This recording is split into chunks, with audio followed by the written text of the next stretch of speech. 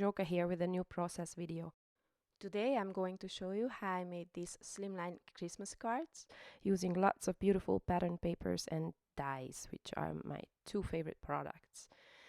Okay, so I have here, I think this one is called Christmas Cardinals, but I'm not sure, but definitely from my favorite things.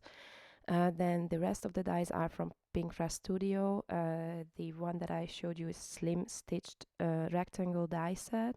Then the alphas are Heather lowercase and Leah's Ornate lower and uppercase alphabet sets, which I'm totally obsessed with lately. I've made a lot of cards, even layouts with them. Okay, and the papers that I chose are from My Mind's Eye. I think the collection is called Jingle All the Way. And this is from a few years ago, but I really like it. It's full of beautiful patterns and colors and designs. All right, so I'll start out by die cutting the letters. First, actually, I selected which ones I wanted. For some of the letters, I wasn't quite sure if I wanted just a basic or an ornate type, so I will die cut both versions and then I will see which one I like better. This was, I think, the Y. And what was the other letter? I'm not sure. The S and the, actually it was three letters, the X and the S and the Y. But I think I will go with this version. Oh, and then I showed you my Spellbinders diamond that you can use to collect all your dies on the table. It's a really handy tool. All right, so I also die cut the cardinals. There's two types of cardinals in this die set, and it's a lot of teeny tiny pieces, which is why I have to use my tweezers. My fingers are simply not small enough.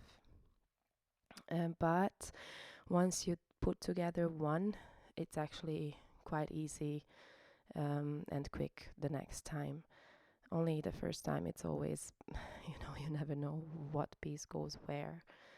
Although there is a help on the My Favorite Things website, at least you can see all the pieces, what is what. All right, I've never actually seen a cardinal in my life. Only in pictures, and I always loved it because it's such a beautiful bright red, so I figured I will go with red and it would be perfect for Christmas. These Santa hats are too adorable, and I wanted to give it like a happy wings. This is why they like curl upwards. I think that's not the right way to put them, but I don't know, I just wanted a happy little bird, and I figured with these wings it's cuter. All right, next up I will select from the 6x6 papers, which have smaller patterns, so they are better for smaller shapes and things.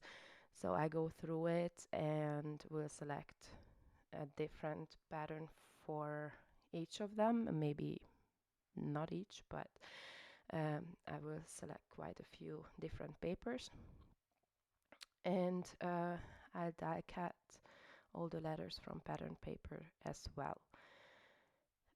You will then see how I put the letters together. I will use both the white die cuts as well as the pattern paper ones.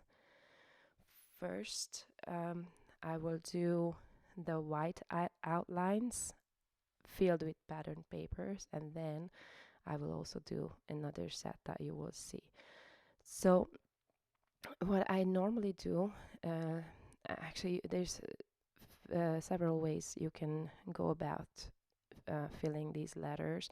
You could just glue the outline on a heavyweight cardstock and then fill it with either the white bits or pattern paper like I do here, but and then it will be kind of the same level. But what I normally do now lately is I glue down both the outline and the inner pieces, and then I add the pattern paper die cut on top without any foam tape at this point. Just it has a little bit of a raise to it, and I'm not sure if you will be able to see it in the pictures, but in real life it makes a difference.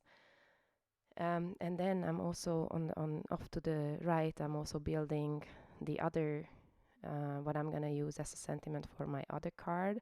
So basically this would be a 2-for-1 design, but clearly it didn't turn out that way because I needed the white die cuts for my pattern paper letters as well, and then I had to die cut them again for the pattern paper outline letters as well. So yeah, it took a while.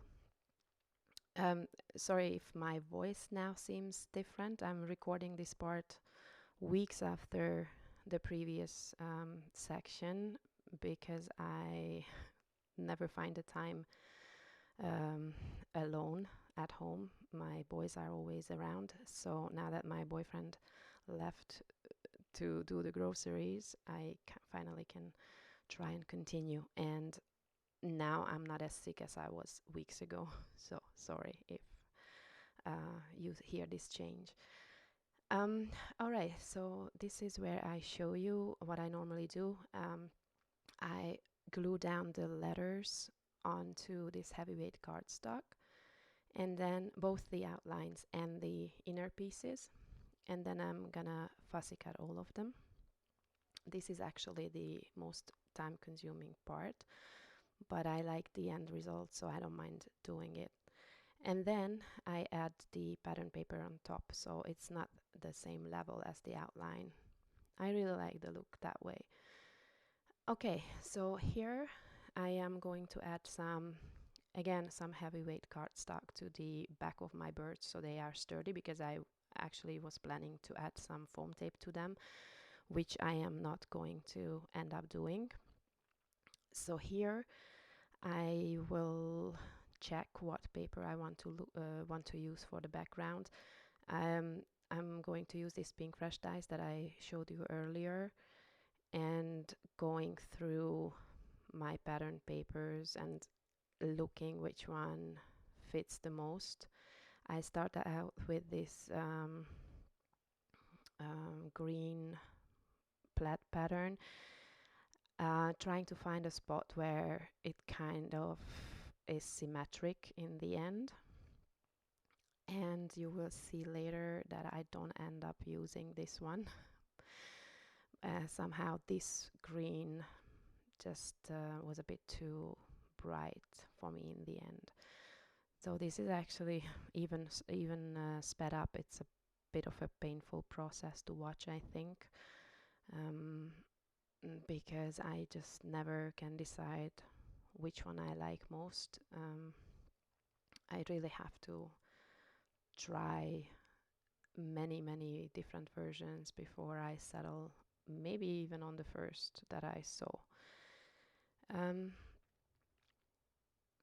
Yeah, I don't know. I mean, mixing patterns, I'm sure there is some theory behind that. I don't know these rules. I just really go with what my eyes feel is okay. And here, so there's actually I think there's 4 different dyes in this set, but I'm using only 3 different sizes. So for one layer I went with white, just so that I create a bit of a border between patterns, so it breaks up the, that it's not so messy. I guess you could say that. I really wanted to use this tree background paper, but somehow it's not. So there's not enough trees on it to be visible if I just have a frame. So this what you saw for a second here, I took out my Alexandra Renke papers because I have so many and they are great for layering as well. She has the same patterns in millions of different colors, so I actually went with one of her polka dot that you see on top here on the left.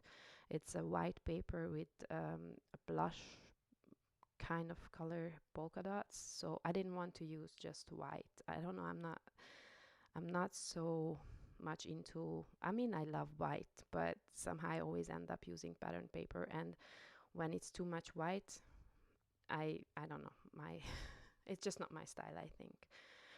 So here I'm cutting card bases to size. I always do this with my pattern paper background already on the paper. I don't ever do the card base first because somehow I never end up with the right size, or it's crooked or whatever. So I just cut it to size with the background on it already. I'm not quite sure what size exactly these cards are, but if you check the Pink Fresh shop, then they will tell you the size of the dies there. I never remember these slim dies. Some of them are different, or when I do a slim card without using a die, I just really eyeball the size, what looks good for my eyes. Okay, so here I'm adding the layers on top. Oh, here you see on the top right that I chose a different green paper. This is lighter, and somehow it was more pleasing to my eye. Not even because of the pattern, but just the other green was, I don't know, somehow it didn't match the rest for me. So otherwise, both cards look exactly the same. Um, I'm just using different pattern papers. I'm adding foam dots, or well, foam tape to the letters, and this is where I decided not to add foam tape to the birds because I think it's enough if one of either the birds or the letters are raised, and I wasn't quite sure if I have enough space for the birds to be raised as well, so I just went with this. This again takes a while, which is why I cut out that bit.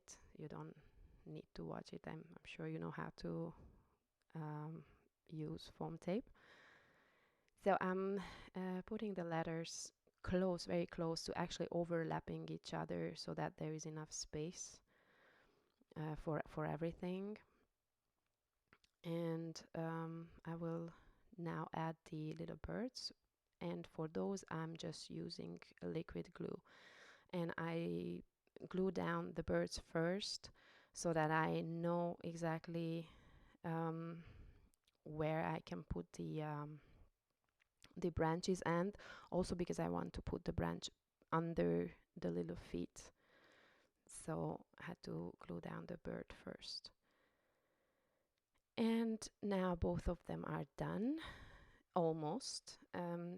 You see here are these holly dies. They are teeny tiny, really, really, really small, especially those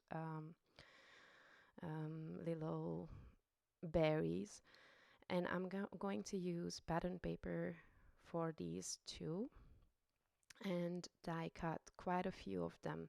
There's a die that is actually, I think those little dots are for the bird's eyes, but and the berries are the ones that look like three dots together. So I used those for base, and then added the ones that are for the eyes, I think. I added those on top just so that there's some dimension as well. Then to finish off these cards, I'm adding some twine. I'm not sure why I'm doing this. I add them to a lot of my cards, maybe for some extra texture. I'm not sure. I like them. Sometimes I feel like the cards are unfinished without them. As you can see, I have quite a few colors, but very often I end up using just white, but I think for Christmas red is great. So yeah, that's what I'm using here, red and white. And I will also be adding some glue to the middle of the bow, just behind it, so that it stays in place. And that was it. Thank you very much for being here. I hope to see you next time. Bye bye.